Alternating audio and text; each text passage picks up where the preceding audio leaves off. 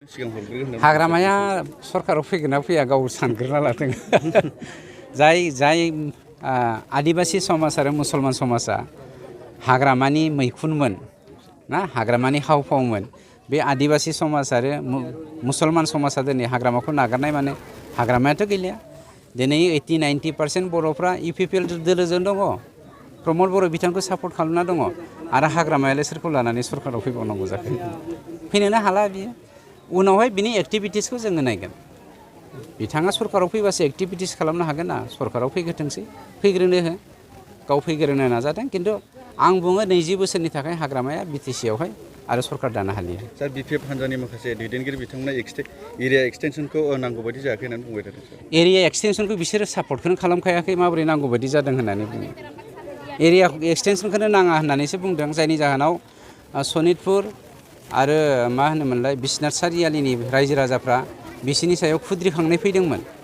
दिनै जोङो accord इमप्लिमेन्टेसनखौ मानगिरि chief मिनिस्टारनि बानजायनाय आरो जोंनि नाजानाय जोंनि सरकारनि नाजानाय मानगिरि चिफ सारनि नाजानाय दुलाराय बर' फरायसा आफादनि मेंनो रोङै मावनाय बेफोरबायदि खामानियावहाय गभर्नमेन्ट अफ इन्डियानि बिथोन बायदि इमप्लिमेन्टेसना क्लजफ्रा जाफुंगासिनो दङ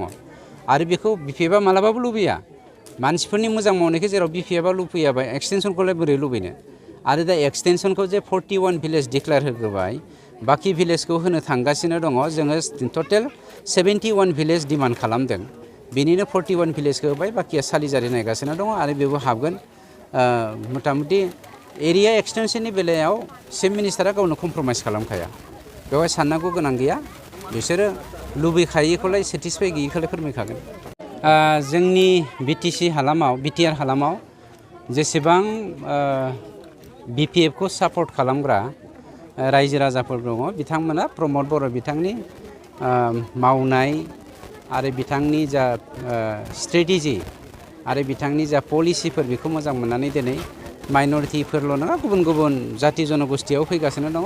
खिन्थु देग्लाय मेक्सिमामलि माइनरिटिफ्रा UPPL दोलोखौ सापर्ट खालामदों आरो बिनिनो दिनै सेरफांगुरि बेंटल सेरफांगुरि गामिनि माइनरिटि गामिनि फ्राय 90% मानसिया UPPL दोलोआव जइन जाबाय 10% एखेबारे 10%बो नंद्राया जों अब्लाबो 10% दोननो बेखिनिया थाबोबाय जोंहा खोब गोजोननाय मोन्दों बिथांमोना दिनै मोजाङै सान्थिखौ गायसननायनि थाखाय नाम्बार 1 बिथांमोना जोंखौ एप्रिसियेट खालामदों 2 नाम्बाराव गासैबो जाति जनगोष्ठिनि सायावहाय खुनु डिफारेन्स लायालासेनो खामानि मावबाय थानायनि सायाव बिथांमोना गोजोननाय फोरमायदों सार दिनै साबैसे सुबुङा जयनिं जाखो टटेल किमान हइसे 46 फेमिलि 46 फेमिलि माने फेमिलि हिसाबै आरो ओजोंहाय जेनेबा माबा दङ फेमिलि हिसाबै 46 फेमिलिया दिनै जइन जाबाय